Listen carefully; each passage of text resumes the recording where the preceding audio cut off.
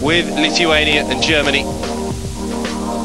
Iceland and the Faroes are well out of it. The other three can still qualify. Labas vakaras.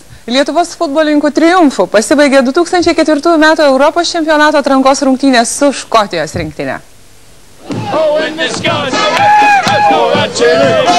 Į stadioną atvažiavę su limuzinais ir linksmai dainavę dainas 3000 škotų sirgalių liko lyg musę kandę.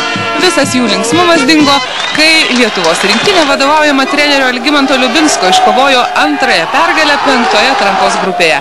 Vakar Kaune lietuviai 1-0 nugalėjo Škotijos komandą, kurią treniruoja Bertis Foksas.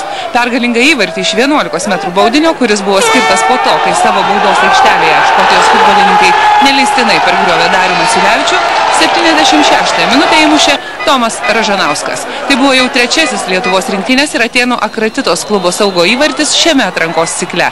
Lietuvos rinktinė po 5 rungtynių surinko 7 taškus. Tiek pat taškų mūsų grupėje tik po 3 rungtynių turi ir pasaulio vicečempionai vokiečiai bei škotai, kurie žaidė 1 rungtynėmis mažiau už mus. Aišku, padaikėm sukretimus išės. Masiulevičius iš karto 11 padarė. Jankauską buvom priversti nuimti dėl traumos. Atsidėjo visas jėgas Mikalajūnas. Visa komanda puikiai žaidė. Į spaudos konferenciją atėjęs liūdnas Škotijos rinktinės treneris vokietis Bertis Foksas pastebėjo, kad teisėjų brigada buvo iš Austrijos ir galėjo priimti palankius sprendimus grupės lyderės Vokietijos rinktinės naudai. Tačiau teisėjų sprendimų nekomentavo.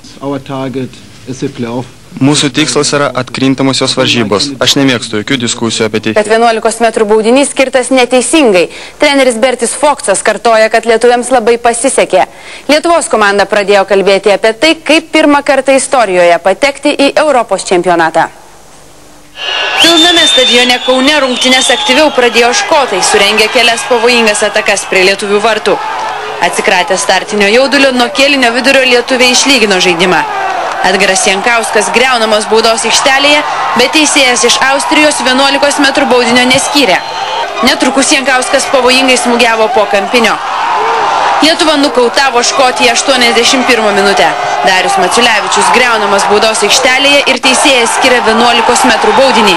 Tomas Ražanauskas ištraukęs istorinės lygiasios su vokiečiais ir dabar neprašauna. Šis įvartis lėmė pergalę 1-0.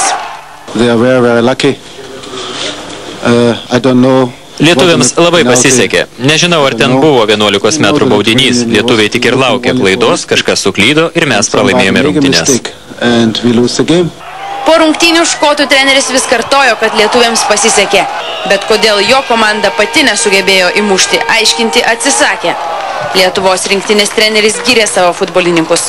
Kadangi treneris vokietis, škotų žaidimas toks pusiau suvokietėjęs, standartinius momentus jų tuos aukštus briedžius, kaip matėt, mūsų vaikinai gana sėkmingai dengia ir žinom, kur seks perdavimai standartinių padėčių, kaip mums reiktų simti padėtis.